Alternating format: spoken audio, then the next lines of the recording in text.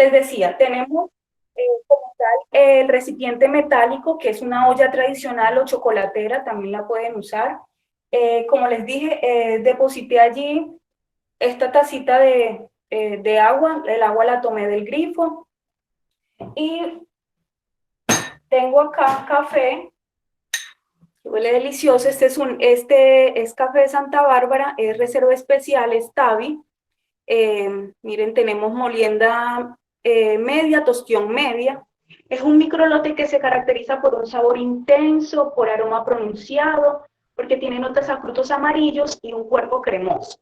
Entonces, ¿cuál fue la medida? Simplemente una cuchara de estas de las soperas, ¿cierto? Y la coloqué acá. Entonces, ¿qué vamos a hacer? Vamos a encender la estufa, ¿sí?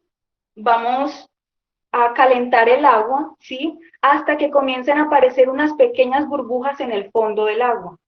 Es decir, que vamos a calentar el agua y vamos a adicionar el café en ese tiempo en donde comienzan a aparecer esas pequeñas burbujitas en el fondo del recipiente.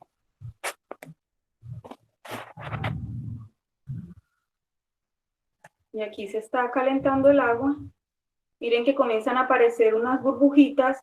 Lo ideal es que no se deje hervir el café. Estoy esperando que aparezcan las burbujitas en el fondo del recipiente.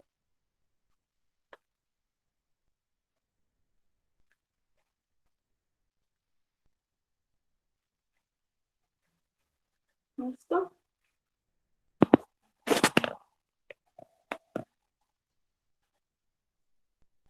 Ya aparecen las burbujitas, entonces voy a adicionar el café. Voy a apagar la estufa y voy a generar turbulencia con esta cuchara. Generar turbulencia como tal, ¿qué es? Digamos, es como tal mover, ¿sí? Esa mezcla de tal manera que todas las partículas de café tengan contacto con el agua. Puedo hacer un movimiento suave de un lado al otro lado del recipiente y listo.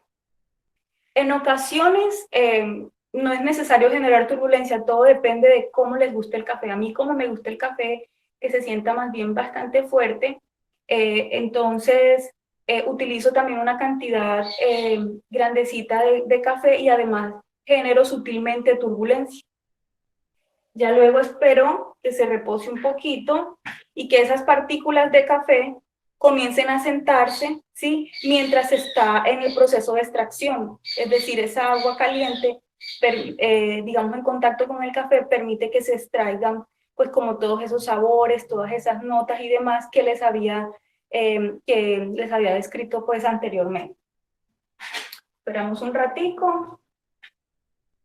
Les voy a mostrar cómo se ve. ¿Me alcanzan a ver un poquito? Lo ideal es que ustedes siempre observen eh, espuma cuando están realizando el café. La espuma, mientras realizan una preparación, digamos, un indicador de que el café se encuentra fresco, el que el café está recién tostado, recién molido y demás. Listo. Ahora, ¿qué vamos a hacer con la cuchara? Vamos a quitar esa costrica, ¿sí? Que se tenía ahí en la superficie.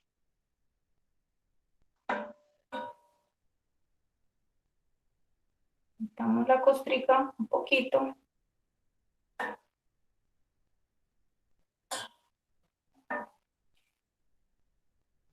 Si recordamos la técnica de las abuelas, en ocasiones utilizaban como un filtro de trapo o un colador bien finito, ¿cierto? Pero en este caso no lo vamos a filtrar.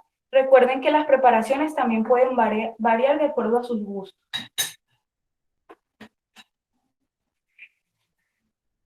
Ahora vamos a servirlo. ¿Están?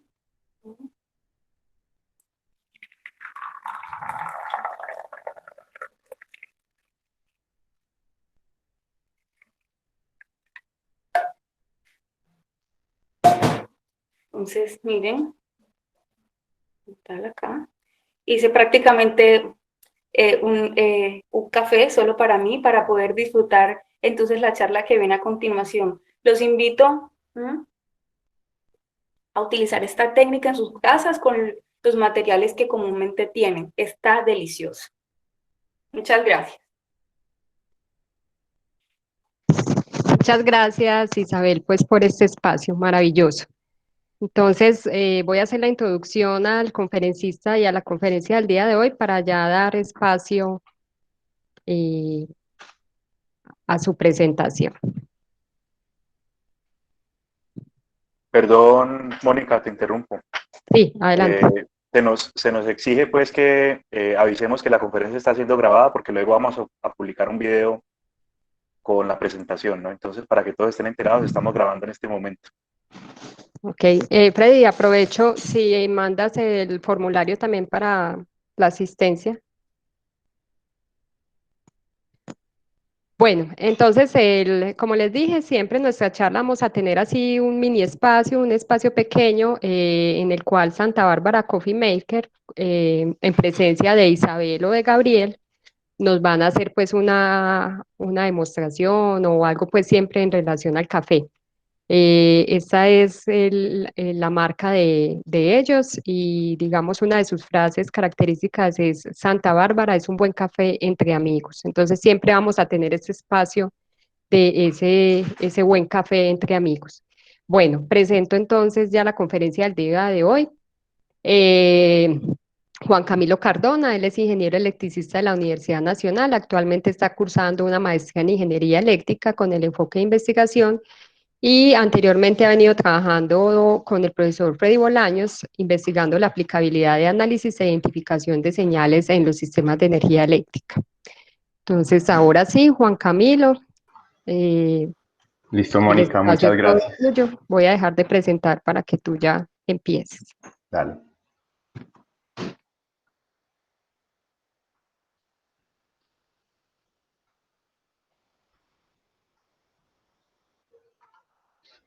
¿Se está viendo la pantalla ahí?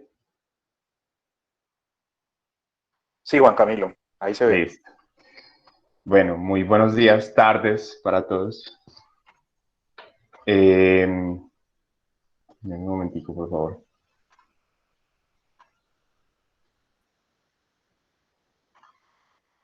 Vale.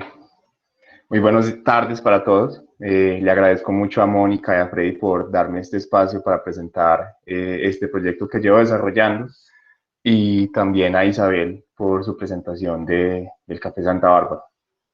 Vale, entonces la presentación que vamos a ver hoy, o digamos el tema que vamos a ver hoy es sobre el procesamiento de señales en ingeniería eléctrica, en particular sobre el uso de la transformada wavelet en aplicaciones de ingeniería eléctrica. Ya pues como me introdujo la profesora Mónica, soy ingeniero electricista graduado de la Universidad Nacional C de Medellín y en este momento estoy cursando la maestría de ingeniería eléctrica con nueva investigación. Esta es la agenda que vamos a ver hoy. Inicialmente quiero hacer una pequeña introducción en por qué es importante utilizar el procesamiento de señales en ingeniería eléctrica. Luego veremos, antes de entrar, digamos que al grueso de la presentación, que es el fundamento teórico y la aplicación de la transformada wavelet, quiero mostrarles en términos muy generales cómo esta transformada wavelet se puede aplicar en la ingeniería eléctrica y en qué campos se ha aplicado hasta el momento. Luego entraremos un poco con los fundamentos teóricos de la transformada wavelet. No ahondaremos mucho, pero será lo suficiente como para tener un concepto claro de lo que es la transformada wavelet. Luego veremos un caso de estudio que fue un proyecto que desarrollé con el profesor Freddy y la profesora Gina Hidárraga y uno de sus estudiantes. La profesora Gina Hidárraga es una profesora de la Universidad de Nuevo León, México, que se centró en el análisis de fallas en transformadores de potencia utilizando la transformada wavelet. Finalmente les compartiré mis conclusiones y veremos las referencias. Vale, entonces la primera pregunta que deberíamos hacernos es, bueno, ¿por qué utilizar el procesamiento de señales en ingeniería eléctrica? Digamos que en general esta pregunta es un poco más amplia y cabe preguntarse por qué utilizar el procesamiento de señales en general. Digamos que para responder esto me parece pertinente empezar diciendo que el procesamiento de señales, de forma muy resumida, se centra en el análisis, la modificación y sintetización de señales, bien sea de sonidos, imágenes o mediciones. Y nos permite mejorar la transmisión, almacenamiento y calidad de la información, y digamos que más pertinente con respecto a esta presentación, que es detectar componentes de interés en una señal de medida. Como ven aquí en esta pequeña imagen que les traje, se está mostrando una transformada de Fourier discreta para esa señal que hay arriba, la señal roja. Les traje esta en particular de todas las aplicaciones que tienen el procesamiento de señales, porque nuestra presentación de hoy se va a centrar mucho en la descomposición de señales en frecuencia y por qué la información en el dominio de la frecuencia es tan importante para ciertos fenómenos naturales. Entonces, ahora sí, ¿por qué es importante utilizar el procesamiento de señales en ingeniería eléctrica? Aquí les quise traer una pequeña imagen que resume de forma muy amplia lo que es el campo de aplicación de la ingeniería eléctrica. Hay muchos campos que no están mostrados aquí, pero de forma general, esto es, digamos, que son las aplicaciones clásicas que se relacionan con la ingeniería eléctrica, las cuales son generación de energía, transmisión de energía, los campos de subestación, las líneas de distribución y los usuarios finales. Y digamos que transversal a todo esto está el mercado de energía mayorista. Entonces, en primera instancia, tenemos la medición de variables eléctricas. Digamos que no es una aplicación que sea especial para la ingeniería eléctrica. En general, cualquier medición de una variable se fundamenta completamente sobre el procesamiento de señales. En particular, cuando esas señales es necesario utilizar procesos de filtrado, amplificación o conversión análoga a digital, como se utiliza mucho en los sistemas eléctricos de potencia. Por ejemplo, si queremos medir la tensión de una línea de 500.000 voltios, pues debemos de cierto modo utilizar equipos que puedan medir esa tensión. Normalmente lo que se hace es transformar esa tensión de 500.000 voltios a un valor menor, por ejemplo 120 voltios. Se eliminan, por ejemplo, armónicos mediante filtrado y se hace una conversión analógica digital para poder llevar esa señal a un computador, por ejemplo, y hacer análisis sobre ella. Con estas señales que medimos, podemos utilizar o bueno, podemos aplicar métodos de control en los sistemas eléctricos de potencia. Y en particular surgen unos dispositivos electrónicos inteligentes que, digamos, comprenden una amplia variedad de dispositivos que se pueden utilizar desde protecciones, relés, identificadores de fallas, dispositivos de telecomunicaciones, y todos ellos están fundamentados en primera instancia por el procesamiento de señales. A continuación tenemos las subestaciones digitales. En las subestaciones digitales lo que prima ya no es tanto el concepto físico, sino el concepto de telecomunicaciones.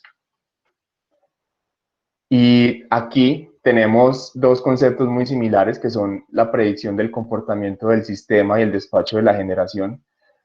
Ambos de estos componentes se basan mucho en la predicción de los comportamientos y de cómo hacer, digamos, las curvas características del sistema. La transformada wavelet, como veremos más adelante, bueno, en general el procesamiento de señales, como veremos más adelante, nos permite de cierto modo hacer este tipo de análisis. Y lo que nos compete el día de hoy, que es el análisis de fallas. Ahora sí, veamos en particular para la transformada wavelet, esta pequeña porción de las señales, por qué es importante utilizar la transformada wavelet en la ingeniería eléctrica. Entonces, antes de contarles pues por qué es importante, es necesario saber un poquito de ella. Ya veremos mucho más, pero en una forma muy resumida, la transformada wavelet, al igual que la transformada de Fourier, nos da información sobre el contenido en frecuencia de una señal, pero nos da la información de una manera más refinada, como veremos más adelante. Entonces, en este caso, sirve o se ha utilizado ampliamente en la detección de fallas en casi todos los elementos de un sistema eléctrico de potencia, como generadores, transformadores y líneas de transmisión y distribución.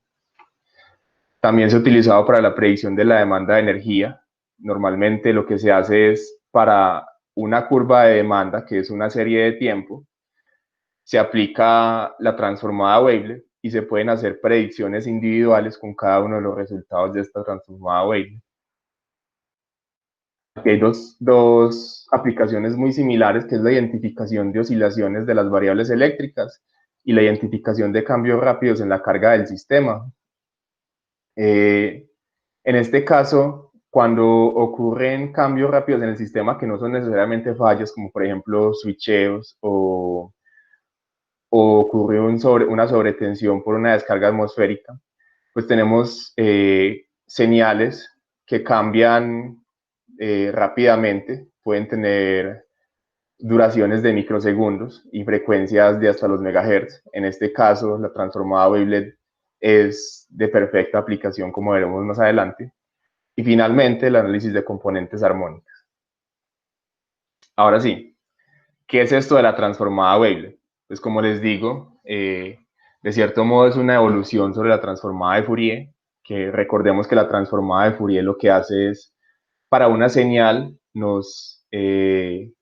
o halla las componentes de frecuencia que tiene esta señal. Por ejemplo, para la señal roja, la transformada de Fourier discreta es la señal azul. ¿Qué pasa con esto?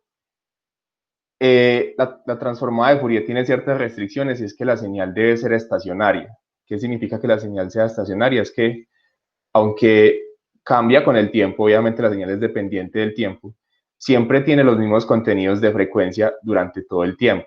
Por eso es que cuando hallamos la transformada de Fourier, no tenemos ninguna información sobre el tiempo en el que ocurren las componentes de frecuencia. Y en ciertos casos este puede ser suficiente, pero en otros casos no.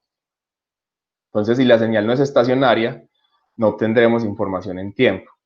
Por ejemplo, si nosotros consideramos la señal de tensión en una red eléctrica, digamos que en el caso ideal es una señal sinusoidal, cuando ocurre una falla o cuando ocurre un evento transitorio, la señal cambia rápidamente y deja de ser estacionaria. En ese caso, la transformada de Fourier, si bien puede detectar las componentes en frecuencia de la señal, no podrá decirnos de manera efectiva cuándo ocurrieron esos cambios en la frecuencia o cuándo se dieron esos componentes en la frecuencia. Esto se da particularmente porque la transformada de Fourier es muy buena para decirnos en qué frecuencias ocurren los eventos o qué frecuencias particulares tienen los eventos. Y esto lo podemos definir de una manera más formal diciendo que tiene muy buena resolución en frecuencia. ¿Qué pasa? La resolución en frecuencia y la resolución en tiempo, o sea, la incertidumbre con la que sabemos en qué tiempo o en qué frecuencia están ocurriendo eventos, se relacionan mediante el principio de incertidumbre de Heisenberg. Si tenemos buena resolución en tiempo, tendremos mala resolución en frecuencia y viceversa. Entonces la pregunta es, bueno, ¿y cómo podemos solucionar esto? Una, digamos, respuesta inicial es que la señal original, por ejemplo la rojita en este caso, la podemos dividir en pequeñas ventanas y cada ventana aproximarla a una señal estacionaria. Entonces, aquí les muestro esta gráfica. En este caso, vemos aquí, hay 4 gráficas aquí. La primera es el análisis en el tiempo, en el dominio del tiempo.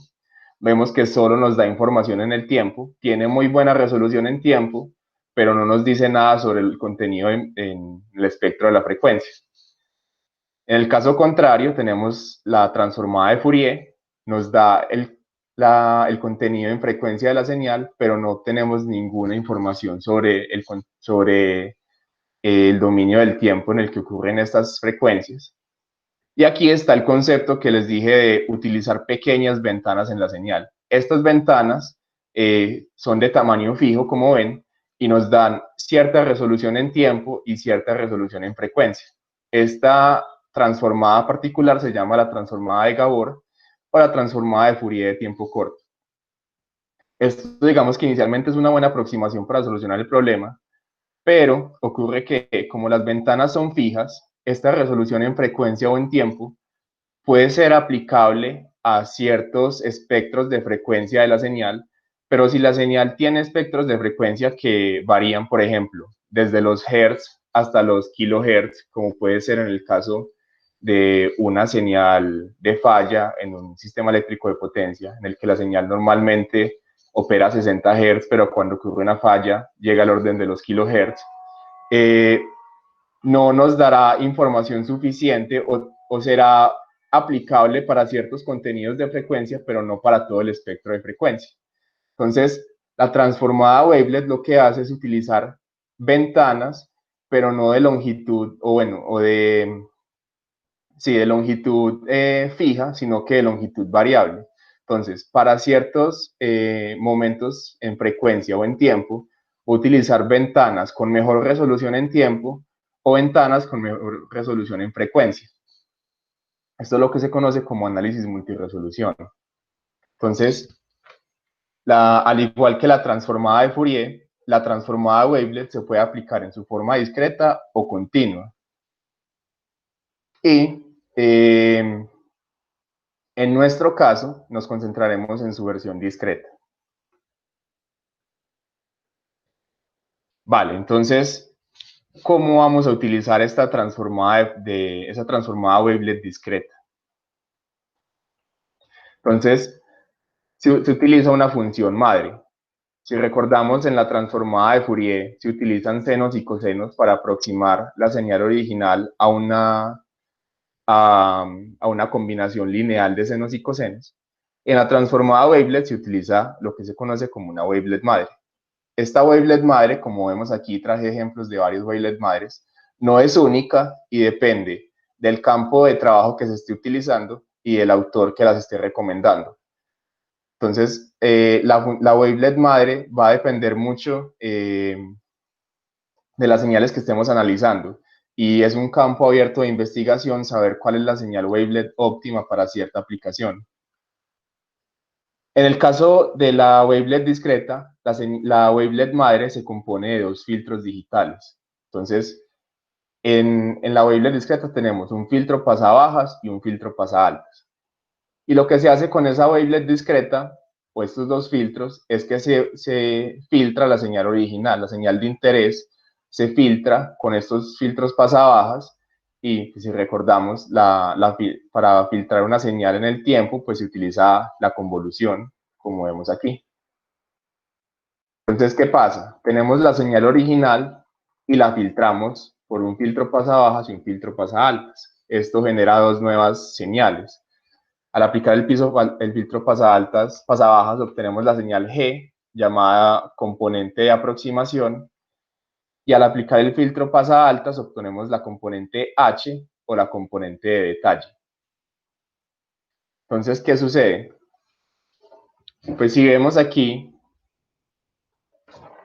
de una misma señal, de la señal original, obtuvimos dos nuevas señales. Si nosotros quisiéramos reconstruir la señal original, y si las nuevas señales tuvieran el mismo número de muestras, por ejemplo, si la señal original tuviese 1000 muestras y cada una de las nuevas señales también tuviese 1000 muestras, al, digamos, combinarlas para crear la señal original, tendríamos una señal de 2000 muestras, por lo que hay información redundante.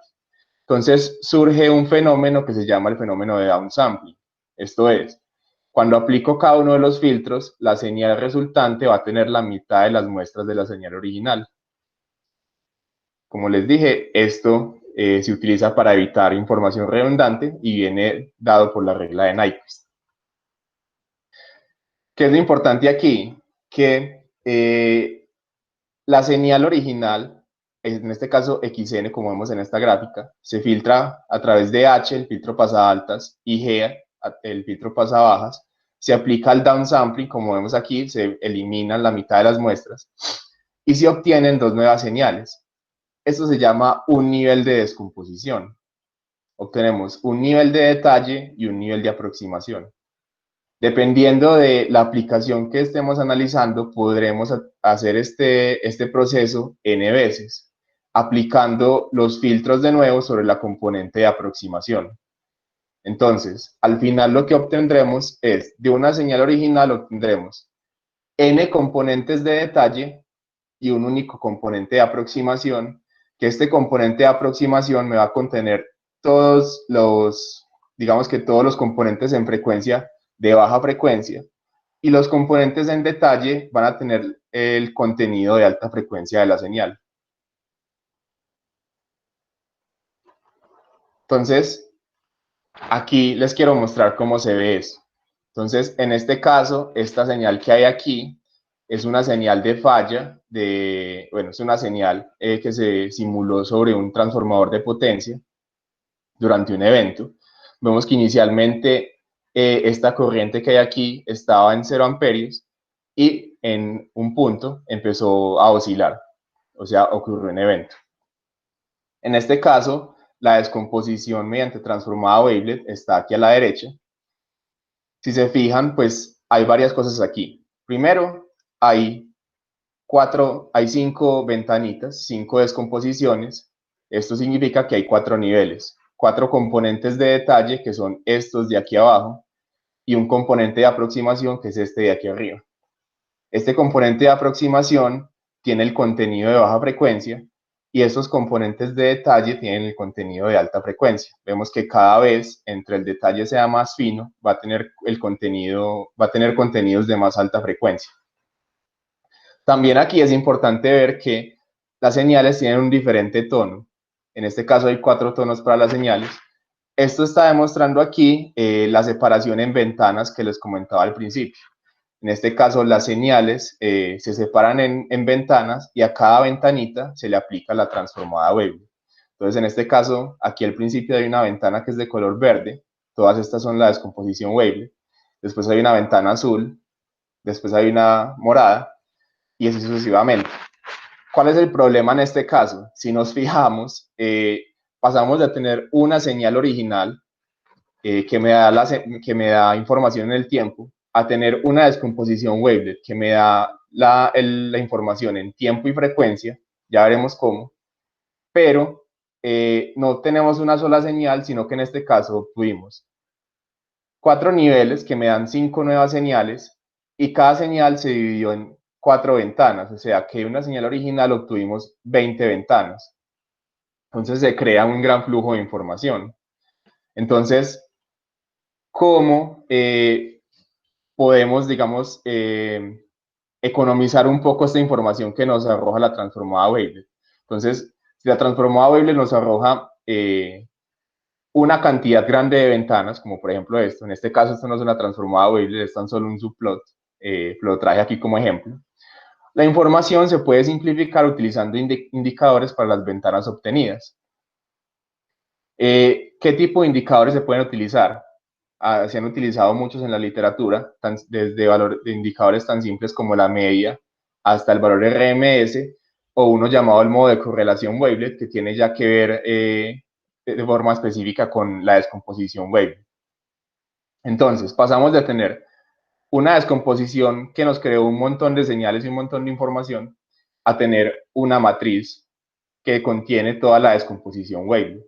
Y esta matriz contiene dentro de sí las componentes en frecuencia y tiempo de la señal de interés. Esta matriz nos está diciendo en qué momento se están presentando las frecuencias o los componentes de frecuencia, y tiene, digamos, todo el contenido de la descomposición wavelet. Entonces ya veremos cómo podemos utilizar esta matriz que se generó para, digamos, tener aplicaciones por ejemplo, en la ingeniería eléctrica en este caso. Entonces, aquí les traigo el caso de estudio. El caso de estudio es el análisis de fallas en transformadores eléctricos de potencia. ¿Cuál era el objetivo de este estudio? Observar el comportamiento de las corrientes primaria y secundaria en un transformador de potencia ante ciertos eventos. En este caso eran fallas eléctricas de diferentes tipos y eran fallas externas al transformador. Aquí les traigo, este es el transformador en forma física, este está en una subestación. Y aquí está un diagrama muy simplificado de lo que es un transformador. Recordemos que se establece una tensión primaria y una corriente primaria, y por efectos inductivos se establece un voltaje secundario y una corriente secundaria. Entonces lo que estamos analizando en este caso es la corriente primaria y la corriente secundaria. Se toman las medidas, en este caso simulaciones, de cómo son estas señales cuando ocurren las fallas, y utilizando la descomposición wavelet podemos obtener la información para ver cómo clasificar esas fallas, que ya veremos más adelante. Entonces, finalmente lo que se quería era proponer una metodología para detectar el momento en el que ocurre una falla y discriminar el tipo de esta utilizando el concepto de la transformada wavelet discreta. Entonces, ¿cómo fue la metodología en este caso? Inicialmente se simularon las fallas eléctricas en EMTP, un programa para transitorios electromagnéticos, en este caso ATP. Esto se hizo con la colaboración de la profesora Gina Hidárraga de la Universidad de Nuevo León, México, y sus estudiantes. Ellos fueron los que nos dieron la información de las fallas, las señales en el tiempo de las fallas para diferentes tipos de fallas en los transformadores. Con esta información, utilizamos la información hallada acá como la entrada para el algoritmo Wavelet que se programó en MATLAB. Este algoritmo Wavelet, como vimos, nos da como salida unas matrices, como la vimos al final, una matriz con los indicadores de la transformada Wavelet. Esta matriz, pues de por sí tiene el contenido, la información en frecuencia y tiempo, pero necesitamos algo, una herramienta que nos ayude a reconocer que efectivamente esa matriz corresponde a cierto tipo de falla y no a otro. En este caso se utilizó una red neuronal, como vemos aquí. Entonces, veamos, ¿qué es esto de las redes neuronales? Vamos a verlo de forma muy breve. Las redes neuronales artificiales son herramientas de reconocimiento de patrones que trabajan de forma similar a las redes neuronales biológicas. ¿Cómo es esto? Por ejemplo, si digamos nos taparan los ojos y alguien acercara una fresa a nosotros, pues podríamos decir que es una fresa con cierta certeza, porque de por sí hemos olido fresas en el pasado y hemos olido cosas que no son fresas en el pasado. Entonces hemos aprendido a identificar el olor a fresa. De forma similar, una red neuronal artificial puede, mediante un set de entradas y salidas, identificar una salida para cada tipo de entrada. Pero más aún, aparte pues de ser como una transformación entre salida y entrada, lo que puede hacer es aprender y generalizar esa información, como ya veremos más adelante. Esto de generalizar la información es lo más importante en este caso, porque ella lo que va a intentar hacer es, a partir de la información que yo le doy, ella va a generalizar la información, o sea, va a decir, bueno, vos me diste estos 3 tipos de fallas y me diste estas 3 salidas para esas fallas. Con esa información yo puedo generalizar y decir que para esta otra falla que nunca me has dado, va a generar esta salida. Ya veremos cómo se hace esto más adelante. Entonces, aquí vemos digamos una ilustración muy básica de lo que es una red neuronal artificial. Hay una capa de entradas, en este caso se utilizaron 5 entradas, eran 4 fallas y la componente de operación normal del sistema. Obviamente queremos saber cuándo el sistema está operando correctamente y cuándo ocurre una falla. Entonces teníamos 4 fallas y la componente de operación normal del sistema. Esta información, que era la salida del algoritmo Wavelet, era la matriz que obtuvimos al final en el algoritmo Wavelet, entra a la red neuronal y entra aquí a lo que se llama la capa oculta. La capa oculta contiene cierta cantidad de neuronas, en este caso 100, y lo que hacen estas neuronas es que reciben la información de entrada y salida, estas entradas y estas salidas, y establecen mediante ciertos mecanismos unos pesos para, digamos, asignar una ruta a la información. ¿Cómo así? Yo le entro a la red neuronal ciertas entradas y ciertas salidas. La capa oculta lo que hace es que a cada neurona le asigna un peso W para saber cómo se va a modificar la información que va a pasar por esa neurona. Cómo se asigna ese peso y para qué sirve asignar ese peso, lo veremos a continuación. Entonces, para, digamos, ajustar los pesos o para, digamos, ajustar una red neuronal, normalmente se siguen 3 pasos, que son los pasos de aprendizaje, validación o generalización y prueba. Entonces, supongamos que yo tengo 100 entradas y 100 salidas. Supongamos que tengo 100 fallas y para cada falla yo sé, digamos que la falla, el vector o la matriz que me sacó la transformada Euler para la falla 1, yo le voy a decir, eso es la falla tipo 1 a la salida. Para la entrada de la falla 2, le voy a decir a la salida, eso es la falla tipo 2, y así para cada una de las entradas. De esa forma, ella puede mapearme las entradas y las salidas. Eso es una de las partes que ella debe hacer. Entonces, si yo le doy a ella 100 entradas y 100 pares de entradas y salidas, ella lo que va a hacer es tomar un porcentaje de ellas, por ejemplo, el 70% o el 80%. Y con ese porcentaje va a aprender. O sea, con esas entradas y salidas va a asignarle pesos a cada una de las neuronas. Entonces, con eso, ella es capaz de decirme, para esas entradas y salidas que tomó, dada cada entrada, cuál va a ser la salida. Digamos que hasta este momento lo único que ha hecho es asignarle una función a cada par entrada-salida. ¿Qué es lo importante? Como vimos, ella solo tomó cierta cantidad de la información de entrada, el 80 o el 70%.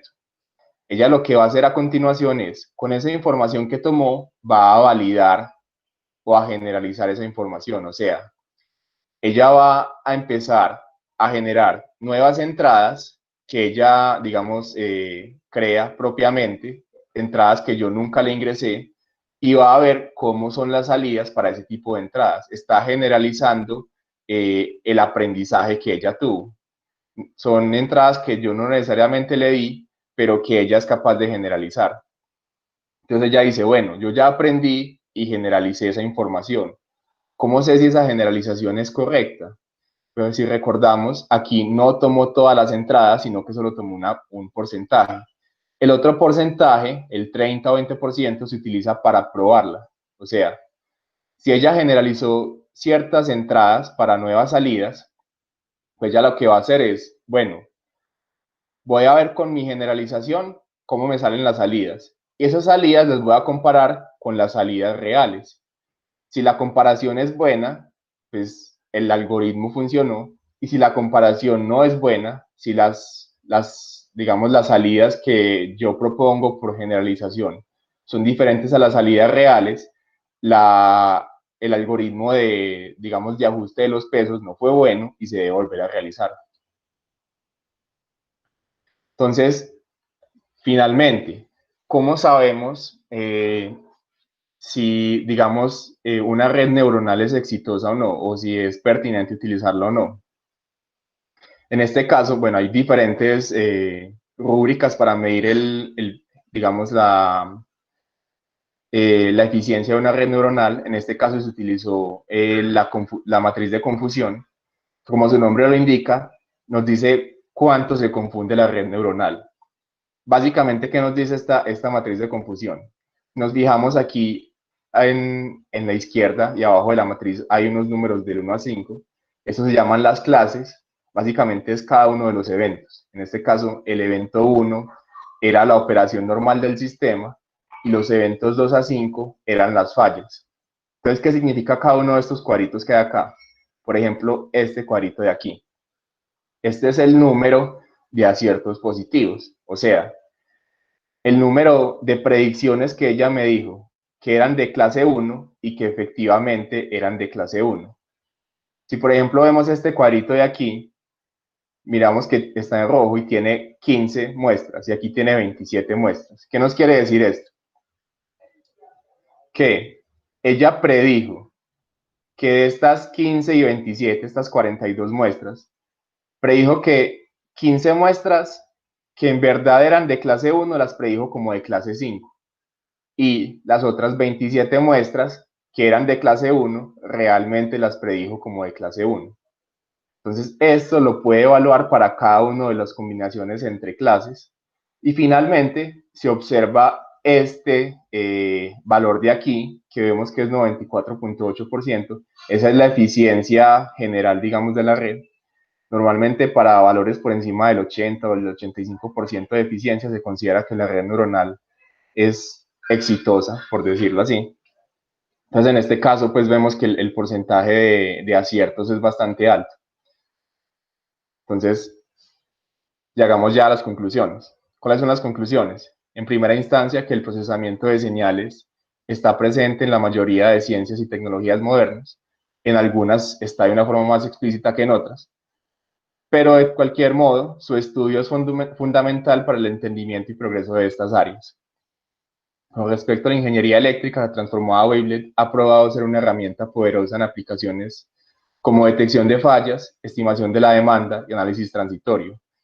Aunque, esto es importante, aún existe un amplio campo de investigación abierto con respecto a este tema. En particular, como les dije, hay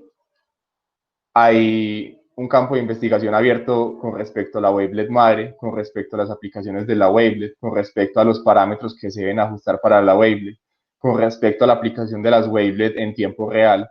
Entonces, es un tema, digamos, de publicación que todavía tiene mucho interés. También tenemos que el análisis de los espectros de frecuencia en señales solo nos da un vistazo sobre la información total de la señal. Si tenemos información de la frecuencia, esto está bien, pero también necesitamos saber en qué momento del tiempo ocurren estas frecuencias. Y esto es lo que nos permite un análisis multiresolución como la transformada Wavelet, la cual permite extraer mucha más información de la misma señal. Esto hasta algún tiempo era complicado porque la transformada Wavelet, pues como vemos, genera mucha información, tiene ciertos requerimientos computacionales que hasta hace algún tiempo pues no eran, digamos, permisibles para muchos sistemas, pero dado que eventualmente los requerimientos computacionales se volvieron más laxos, la transformada Wavelet cada vez ha tenido más aplicaciones. Y en particular, ya con respecto al caso de estudios, se observó que la transformada wavelet discreta puede aplicarse en sistemas dinámicos, en este caso un transformador de potencia ante fallas eléctricas, y se obtenieron resultados pertinentes que permitieron evaluar el comportamiento del mismo de una forma mucho más íntegra que con otros métodos como la transformada de Fourier. Finalmente se logró lo que se quería y era identificar el momento en el que se daba la falla y se logró también identificar el tipo de falla. Vale, esto fue todo.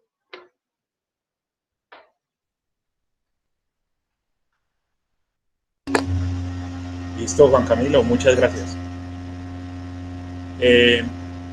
Voy a tomar la palabra porque la profe Mónica está ocupada. Dale, profe. Les recuerdo que en el chat está la encuesta para que llenen diligencia, ¿cierto? Nos hacen el favor para poder ir mejorando la calidad de las charlas. Pregunta Paulina que si ya la llenaron la vez pasada, la deben llenar otra vez. La respuesta ahí sería que si tienen algo nuevo que decir o alguna sugerencia con respecto al tema de hoy, bienvenida, ¿no? Bienvenida a la sugerencia. Lo otro es, aquí en el chat estábamos recogiendo las preguntas, pero no veo que haya una pregunta concreta para...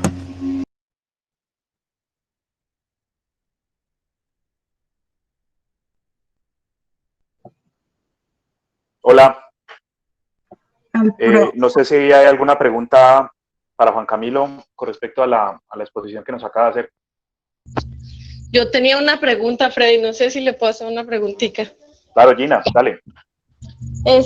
Mira, bueno, yo trabajé con él, entonces como plan con maña la pregunta, pero sí.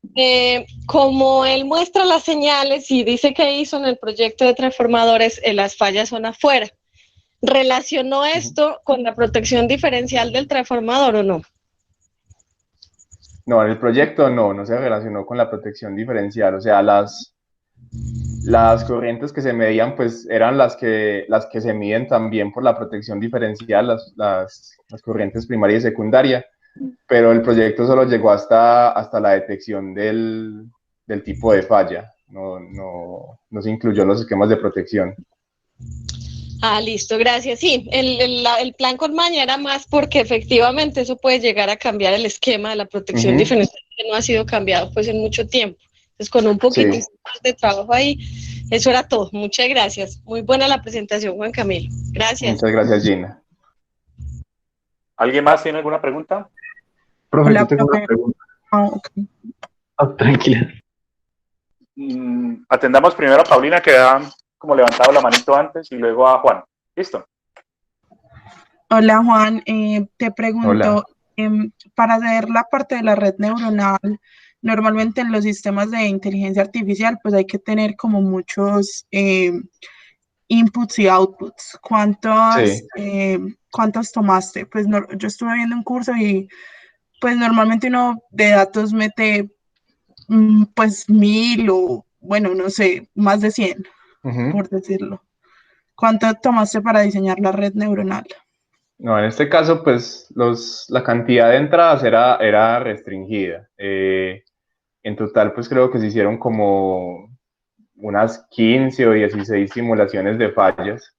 Entonces, de por sí estábamos pues restringidos con la cantidad de entradas que podíamos tener. Digamos que lo importante ahí es que las entradas, pues, eran lo suficientemente complejas porque eran compuestas por matrices bastante grandes, pues como vimos, la transformada y le genera mucha información.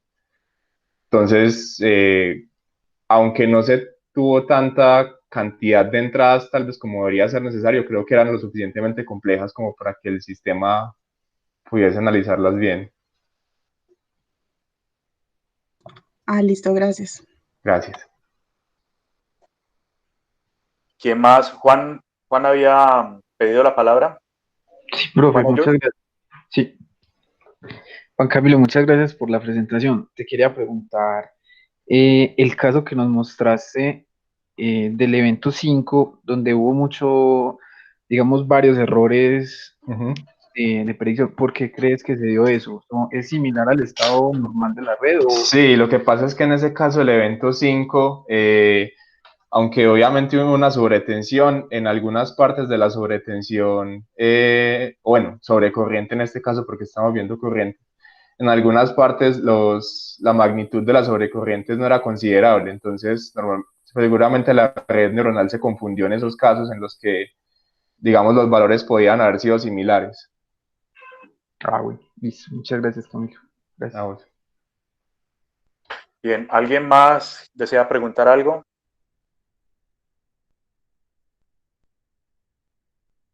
Vale, Juan Camilo, yo te agradezco mucho por la charla, estuvo muy interesante.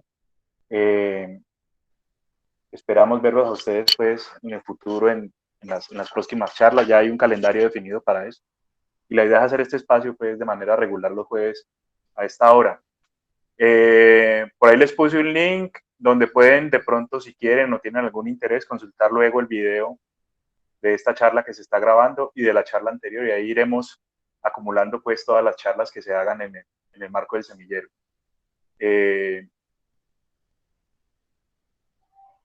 Nuevamente les agradezco la asistencia y les recuerdo que ahorita a continuación, para que se queden los que estén interesados, vamos a hablar de los proyectos que tenemos de pronto propuestos para el próximo semestre y que vamos a desarrollar con la figura del PAE. ¿Ok? Pues si quieren estar allí y darse cuenta, lo podemos hacer. La idea sería presentarles y que formalicemos con las personas que estén interesadas, porque creo que hay plazo hasta el martes para hacer la solicitud ante la universidad. Entonces, nuevamente les agradezco a los asistentes. Muchas gracias, Juan Camilo, por la exposición. Y entonces nos quedaríamos solamente los que vamos a hablar de esto, de los PAEs, de los proyectos que vamos a desarrollar el próximo semestre. Gracias a todos. Antes aquí he puesto en la agenda para que se programen para dentro de 8 días vamos a tener la charla Optimización determinística y heurística aplicadas a las ciencias de datos.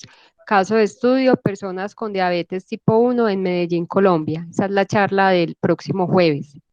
Para los que tengan interés también en este tema, nos acompañen nuevamente asistiendo a la charla. Muchas gracias por la invitación. Yo me retiro. Hasta luego. Muchas gracias a Chao, todos. Gina, muchas Gracias a gracias. todos Chao. prestarme atención. Y muchas gracias, Freddy y Mónica, por darme el espacio. Gracias, igualmente. Bien, vamos a ver cómo quedamos. Mónica, vamos a presentar aquí, ¿no, Mónica?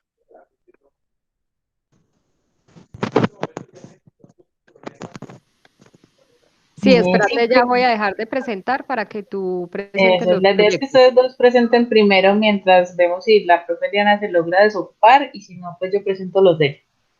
Voy a Moni, ahorita estar ya en la puedes reunión. detener la grabación. Dame un momentico, listo.